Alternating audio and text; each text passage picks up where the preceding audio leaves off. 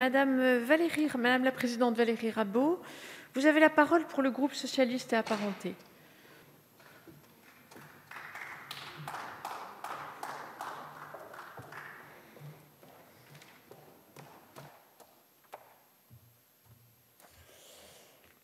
Madame la présidente, monsieur le ministre, mes chers collègues, le débat de ce soir proposé par nos collègues LR est très important parce qu'on se rend compte que la crise ne frappe pas de manière uniforme les secteurs économiques.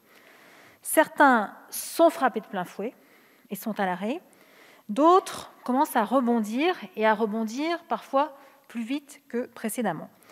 L'étude annuelle qui a été publiée ce jour, Besoin de main-d'œuvre, réalisée par Pôle emploi en collaboration avec le CREDOC, montre que les services, l'agriculture et la construction se remettraient à recruter dès la fin de la crise, quand l'industrie et la restauration resteraient encore sinistrées.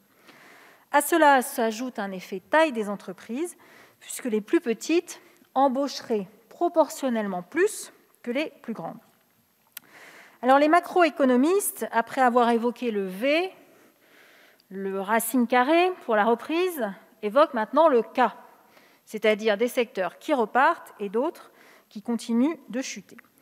Mais, monsieur le ministre, je trouve que cette approche sectorielle est insuffisamment prise en considération dans le plan de relance du gouvernement.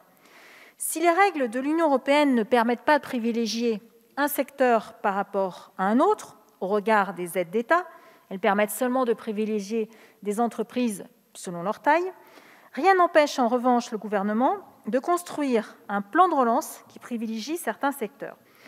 Or, cette stratégie est absente du premier plan que vous avez proposé, et à mon avis, ceci risque de susciter un retard préjudiciable pour la reprise, et notamment pour l'industrie. D'abord, il me semble que le plan souffre d'un défaut de ciblage, ce qui a affaibli à la fois son efficacité et sa lisibilité. Il comprend plus de 113 actions, englobant des sujets extrêmement divers, qui vont du soutien au développement de la filière hydrogène, ça c'est sans doute le plus structuré, mais par exemple à la plantation de 7000 km de haies.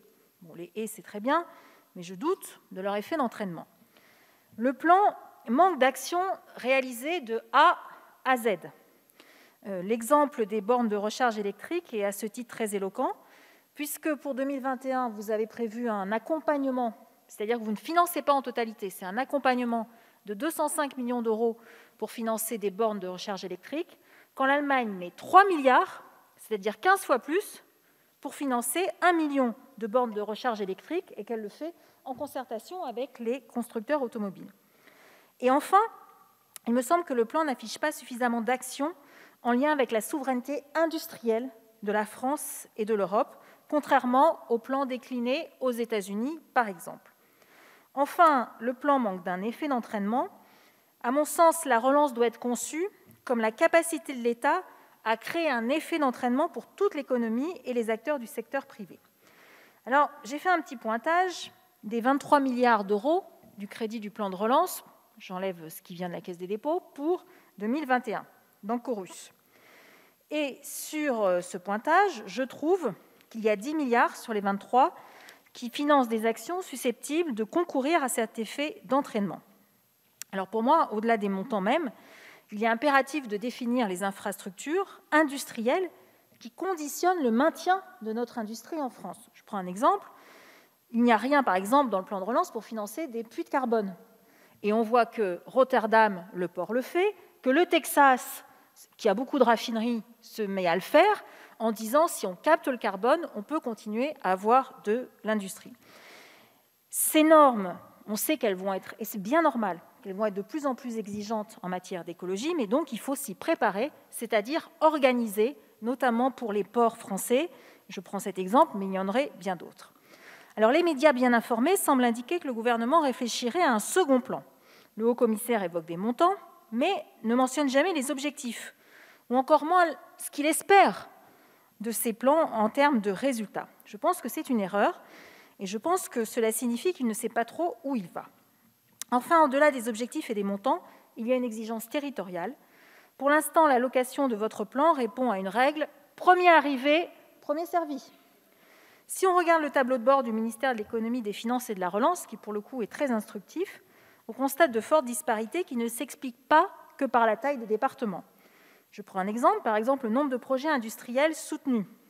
Certains départements n'en ont que 1 ou 2, validés par l'État, quand d'autres en ont près de 50. 50 projets soutenus en Haute-Garonne, qui est le premier département, 45 en Loire-Atlantique, mais seulement 2 dans le Tarn-et-Garonne. Le Tarn-et-Garonne n'est pas 25 fois plus petit que la Haute-Garonne. Sur les contrats aidés, certains départements ont plus de 1000 créations au 22 avril, quand d'autres départements en ont moins de 100.